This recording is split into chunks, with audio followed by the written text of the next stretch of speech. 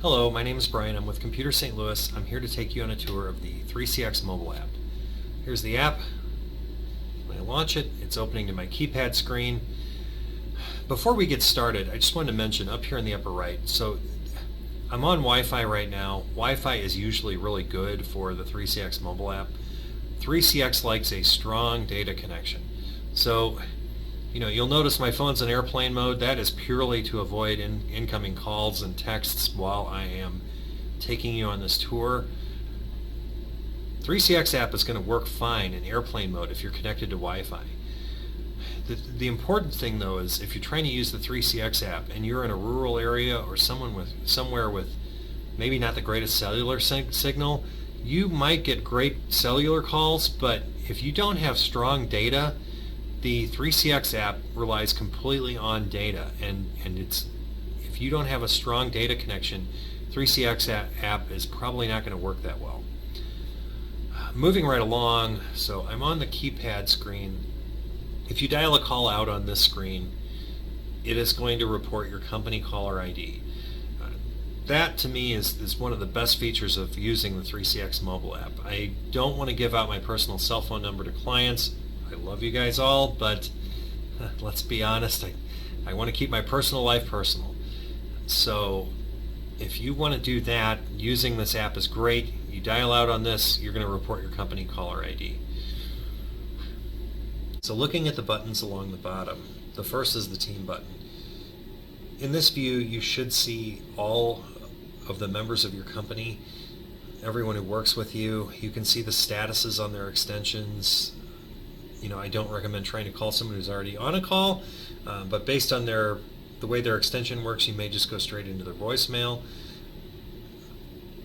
If you hit the three dots button to the right of their extension, and I'm going to pick on the break room, so I don't want to disturb anyone, it gives you options like, it shows you the extension number. You can go straight into their voicemail here. Message means it's going to open a chat with them. It's a pretty useful screen, although I go straight to the chat button on the bottom and we'll get there. You can favorite someone, and then you can also have like some copy paste functionality here. Now, if you're ever in this list and you notice some conspicuous absences, give us a call. Those people are probably members of groups that you're not a member of, and it's really easy to add someone, assuming that that's okay with your boss. The contacts list, this is kind of a combination of company contacts that we import and then also your own personal contacts in your iPhone. It gets integrated together. I think you can block your iPhone contacts when you initially set up 3CX. It's really up to you. But keep in mind, your personal contacts are only going to appear in the mobile app. They are not going to appear on the 3CX phone system or anywhere else. It just integrates them together for the app only, and only if you permit it. So if you don't want your own personal contacts to show up in this list, you just have to deny it when you install the app. In terms of the keypad, we already looked at that. Recent calls, you've got two options. You can look at all calls or missed calls. You can also clear out the list, which I don't recommend doing because I like to be able to go back in time occasionally. But this just shows all the people I've been talking to. I like the all calls view because sometimes I want to see who I called and I lost their caller ID or something like that. I think it's useful, but missed calls can be useful as well. Then you've got chats. This just goes through all the chats that you've had recently. And then finally there's voicemail. Voicemail only is going to show voicemails if you have voicemail landing in 3CX. I have voicemail to email going. I process all my voicemail through email. If you are interested in that, we can set it up. It's easy to do. I like it there. But if you want to manage voicemail through your mobile app, we can set that up too. And I believe that's, for most of you, what we have set by default. So now that we've gone across the buttons on the bottom, let's look at some of the icons up on the top. First of all, I'm going to start with the sandwich bar. This button over here is very important, but we'll get to it later because I can really get into the weeds on call flow. This button over here is the settings button. Accounts is useful if you have multiple accounts. This is pretty rare. Most of you are just going to have the one account. there's really nothing for you to do in here. You can just see some information about your phone system. It would be useful to us as a troubleshooting tool, but there's not much to see there. Schedule is a way to schedule audio and video meetings. I prefer using the software application that gets installed on computers because there's more to see and more settings, but you can set it up in the mobile app if you have to. Meetings will show any meetings that you have currently scheduled. So for instance, I have a kickoff meeting scheduled for May 2nd. Recordings, you can look at all the phone calls you've had recently, and if there was a call recording recorded, it's there for you to see. You may or may not have the rights to look at those, but as long as you have the rights, they'll be in there. The settings button, I don't recommend touching most of these, but if you want to change your ringtone, you want to change your chat notification, you can do it in here. That's fine. I just do not recommend touching most of these other settings down here. The one that is useful is resend credentials. That will send you the 3CX welcome email. It's got your login and password, and that's pretty useful. So if you ever want to install like a software app on another computer and you don't want to bother calling us, which you're certainly welcome to do, if you hit that, it's going to send you a welcome to 3CX email, and you can go from there.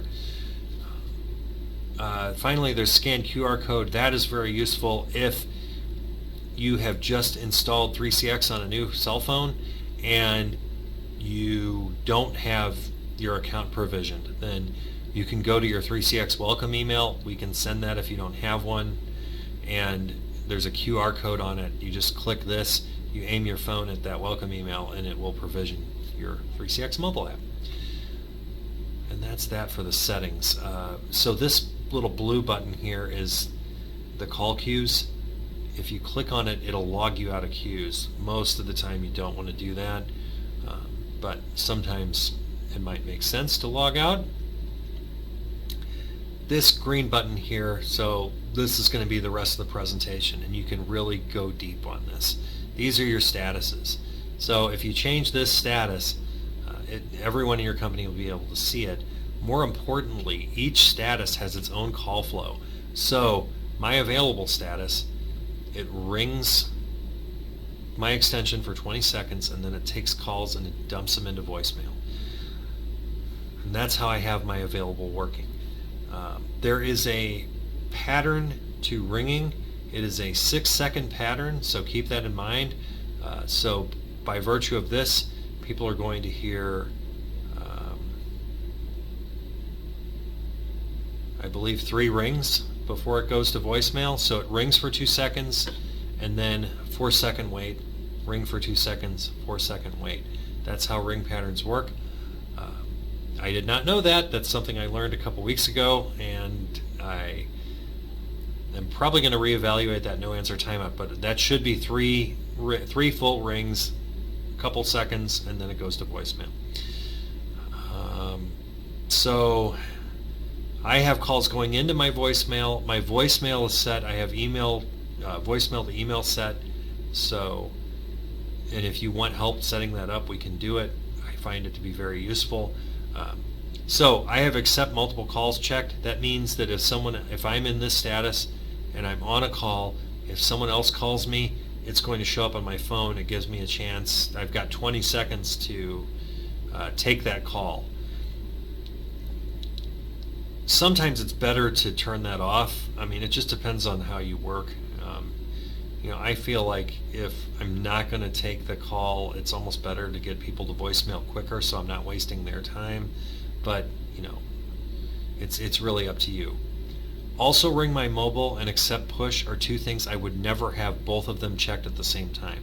So if you're in an area with poor cellular data, ringing your mobile instead of accepting push might be a good option. If you do this, so you're basically your desk phone, your software app are going to ring, but push is the thing that makes this mobile app ring. So if you're ringing your mobile, it's actually not, the app is not going to ring, your cell phone's going to ring.